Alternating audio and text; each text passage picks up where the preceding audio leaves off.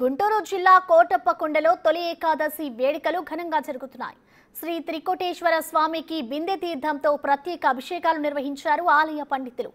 త్రికోటేశ్వర స్వామిని దర్శనానికి భక్తులు భారీగా తరలివస్తున్నారు. ఎలాంటి అసౌకర్యాలు లేకుండా ఆలయ అధికారులు అన్ని ఏర్పాట్లు చేశారు. తొలి ఏకాదశి పండుగ సందర్భంగా విద్యుత్ దీపాలంకరణతో కోటప్పకొండ ఆలయం విరాజిల్లుతోంది. తొలి ఏకాదశి సందర్భముగా ఈ తొలి ఏకాదశి అనేది ఇవాళ నుంచి చాతుర్మాస దీక్ష ప్రారంభం. రెండోది కూడా మహావిష్ణువు స్థితికారకుడైనటువంటి మహావిష్ణువు ఈ రోజున నిద్రించే వేళ శయనం అంటే శయన ఏకాదశి కూడా అంటారు దీన్ని. అంటే ఆయన ఒక క్షణము ఈ యొక్క స్థితిలు మొత్తం కూడా చేసి అలసిపోయి ఒక క్షణికాలం కనుక ఆయన నిద్రిస్తే యుగం మొత్తం కూడా నిద్రించినంత సమయం ఆయనకి.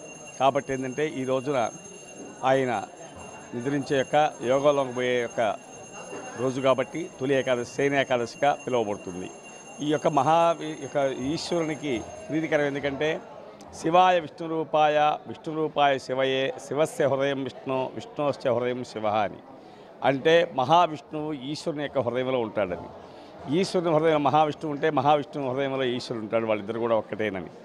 అంటే సృష్టికర్త బ్రహ్మదేవుడు, స్థితికారకుడు విష్ణుమూర్తి, లయకారకుడు ఈశ్వరుడు కాబట్టి ఆ త్రిమూర్తుల యొక్క ముక్కోటి దేవతలను కనుక ఈ రోజున ఎవరైతే అభిషేకం చేసుకుంటారో అన్ని దేవతల యొక్క అనుగ్రహం ఈరోజు కలుగుతుంది. ఈ రోజున తొలి ఏకాదశి సందర్భముగా ఈ తొలి ఏకాదశి అనేది ఇవాళ నుంచి చాతుర్మాస దీక్ష ప్రారంభం. రెండోది కూడా